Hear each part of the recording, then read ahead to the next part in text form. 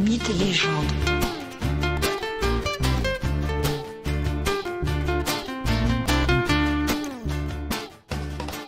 Bonjour à tous et bienvenue dans ce nouvel épisode de Mythes et légendes. Aujourd'hui, je vous invite à visiter le monde souterrain, à parcourir les enfers, à en faire la cartographie en quelque sorte. Qui et où? Nous croiserons sûrement Cerbère le gardien, mais aussi Tartare, ce lieu de relégation.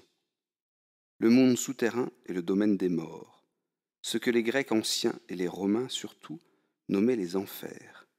Mais attention, Hadès, le maître des enfers, n'est pas Asmodée ou Belzébuth.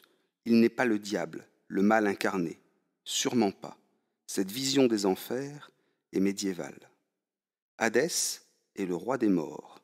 Il règne sur le monde souterrain et veille à l'équilibre du monde. Les morts doivent rester dans leur royaume sous peine de détruire l'agencement et la paix comme voulu par Zeus après la titanomachie.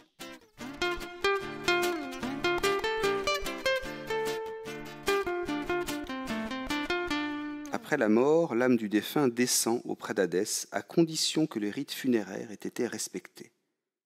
L'âme ressemble à une ombre. Elle est à la fois impuissante, sans force et sans émotion. Avant de pénétrer dans le royaume d'Hadès, elle doit passer les différents fleuves qui séparent le monde des vivants du monde des morts. C'est ici que se situent les différents passeurs, dont le célèbre Chiron, Chiron qui réclame l'obole, la pièce que les Grecs glissaient dans la bouche du défunt. Celui qui se présente ici sans son obole ne passe pas. Il devra attendre un siècle sur la rive avant que Chiron ne daigne le faire passer vers le royaume d'Hadès. Une fois passé le Styx, le défunt arrive aux lourdes portes des enfers. Celles-ci sont gardées par le terrible et monstrueux chien à 3 têtes, le si cauchemardesque Cerbère. Il se dit qu'il ne mange que de la chair vivante. Voilà pourquoi il laisse entrer les morts. Cerbère a 3 têtes. La première représente l'enfance, la naissance. La seconde représente l'âge adulte, l'âge mûr. Et la troisième représente la vieillesse et la mort.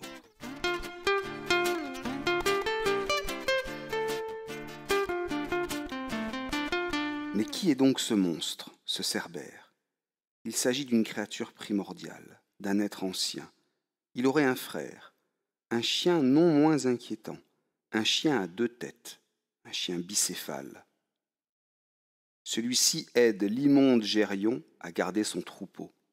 Gérion, un géant à 3 corps, soudé au niveau du bassin.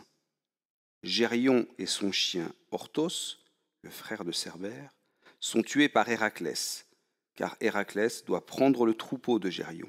Il s'agit de l'un de ses 12 travaux. Orthos et Cerbère sont donc frères.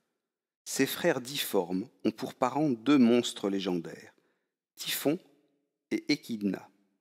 L'histoire de Typhon est absolument étonnante. Écoutez plutôt. Héra, la jalouse épouse de Zeus, voit son époux concevoir et faire naître seule sa fille Athéna. Ceci la rend folle de colère. Zeus ose engendrer seul un enfant, qui plus est, une déesse aussi parfaite qu'Athéna. Qu'à cela ne tienne, Héra se venge. Et comment se venge-t-elle? En engrangeant seul ce monstre qu'est Typhon, une sorte de titan surpuissant, maître des vents les plus violents et les plus incontrôlables. Voilà Typhon, le père de Cerbère. Et Échidna, sa mère. Sa mère n'est pas moins épouvantable. Échidna serait peut-être la fille de Nyx, la nuit. Son apparence est à la hauteur de celle de ses fils, Cerbère et Orthos. Si le haut de son corps est ravissant, celui d'une femme belle et douce, le bas est celui d'un serpent hideux. Mais Échidna est la mère de bien d'autres monstres, parmi lesquels l'hydre de Lerne, la chimère ou encore le sphinx.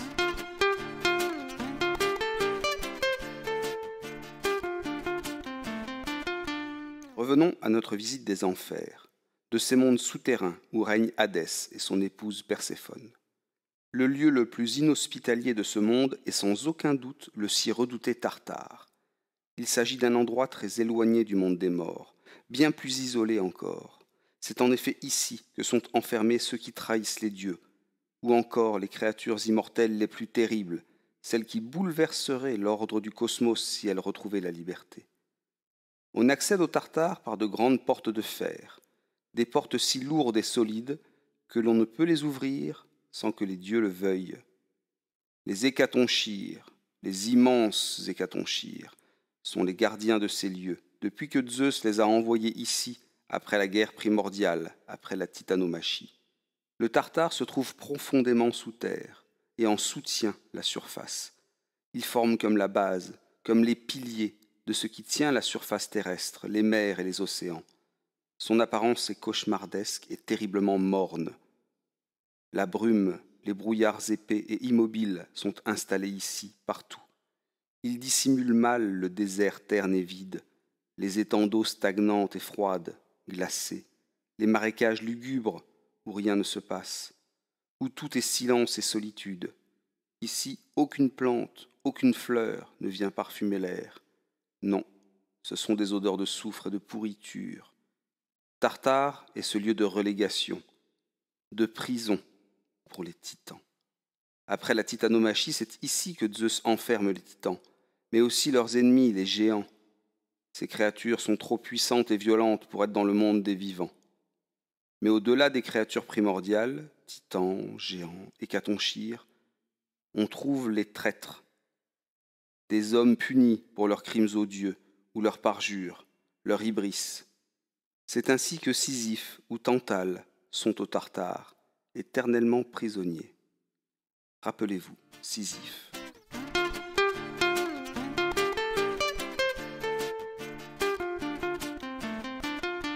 Sisyphe qui vivait non loin de Corinthe et y gardait un beau troupeau. Mais surtout, Sisyphe avait été témoin de l'enlèvement de Égine par Zeus. La belle Égine avait été enlevée par Zeus, toujours assoiffée de nouvelles conquêtes. Mais Sisyphe eut pour lui la si regrettable idée de dire au père qui était le coupable du rapt de sa fille. Zeus devint fou de rage. Il envoya Thanatos, la mort, saisir Sisyphe et le faire taire ainsi pour toujours.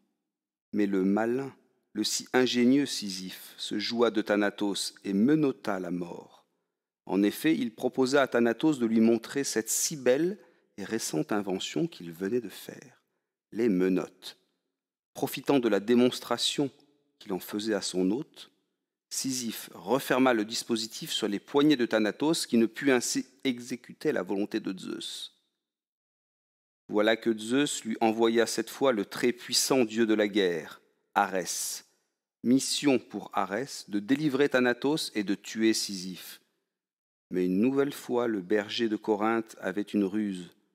Il dit à sa femme de ne pas réaliser les rites funéraires le concernant.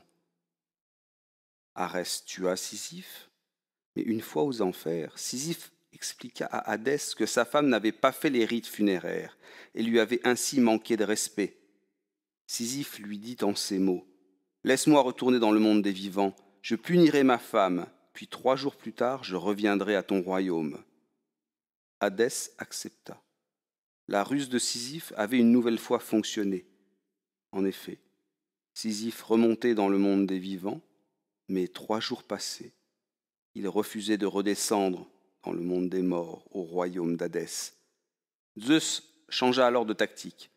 Sisyphe restera dans le monde des vivants jusqu'à sa mort naturelle. Mais à ce moment, il sera enfermé pour l'éternité au Tartare, et il y roulera un rocher jusqu'au sommet d'une colline. Le rocher roulera au pied de la colline à chaque fois qu'il est arrivé au sommet, obligeant Sisyphe à recommencer éternellement son terrible ouvrage. Cette absurde torture est si semblable à ce que peut être la condition humaine.